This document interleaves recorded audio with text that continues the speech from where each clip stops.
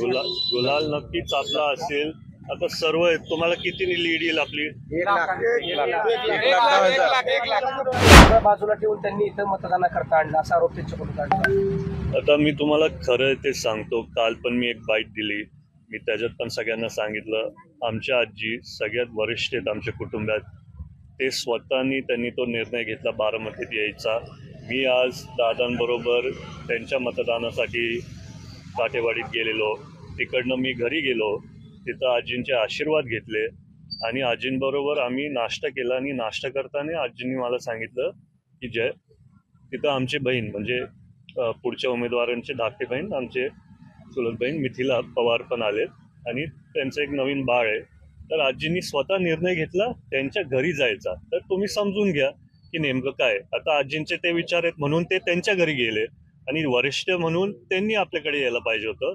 तर हे काय पूर्ण जे टीका येतात ते अत्यंत चुकीचं आहे आणि मला ते कुठे पटलं नाही. आणि तुम्ही आज तुम्हाला काय फोटो दिसतीलच आजी तिथं गेलेलं. कसं लागतं, कारण श्रीनिवास पवार यांनी देखील म्हटलंय की आईची तब्येत बरी नसताना तिला इथं आणणं योग्य नाही, राजकारणात तिला खेचणं योग्य नाही. कसं लागतं? मी सारखं एक सांगतो की जेव्हा आजी आजारी झाल्या, दादा त्यांच्या दौऱ्यातनं बारामतीत आले.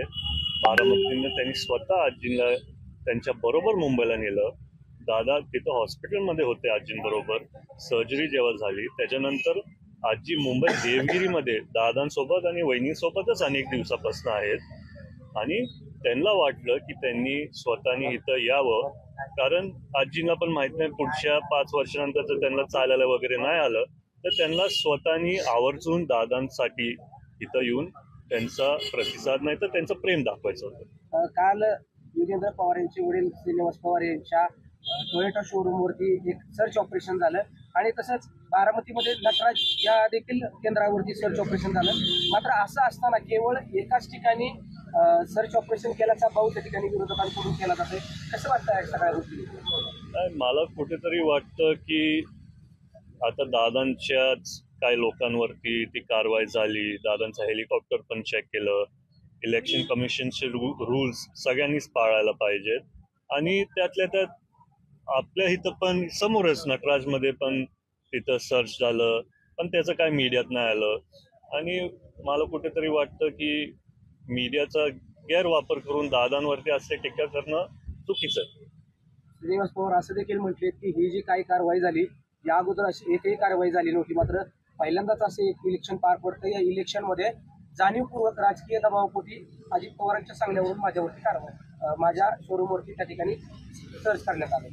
बघा, तुम्ही सर्व पत्रकार आहात, तुमचे पण अधिकार आहेत. तुम्ही पण इलेक्शन कमिशनच्या टीमला नाही तर पोलिसांना विचारू शकता नेमकं काय झालं. त्यावेळेस मला वाटतं DYSPनी पण तिथं बाईट दिली, कारण त्यांना पण सूचना आल्या की तुम्ही काय केलं, म्हणजे तुम्ही मुद्दाम केलंय का.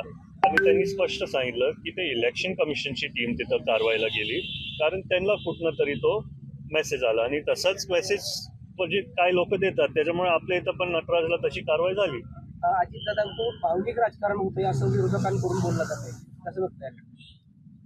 मला वाटतं की सगळेच बारामतीकर आधीपासूनच पूर्ण पवार कुटुंबावरती प्रेम करतात. त्यांनी ठरवलेलं होतं की लोकसभेला ताई आणि साहेब, आणि साहेबांना त्यांनी तसं प्रेम दिलं. आणि आता दादांचे कष्ट कामं बघून यावेळेस सहानुभूती नाही तर प्रेम दादांच्या बाजूने आहे. काय वाटतं येणाऱ्या आता आज काही मतदान पार पडणार आहे यामध्ये अजितदादांचा किती मताधिक्याने त्या ठिकाणी विजय गुलाल आपलाच असेल का? गुलाल नक्कीच आपला असेल. आता सर्व तुम्हाला किती लीड येईल आपली? 1,10,000. मतदान केलं का? केलं तर किती वाजता करणार? मी आता माझ्या सगळ्या बूथवरती तिथं भेट देतोय.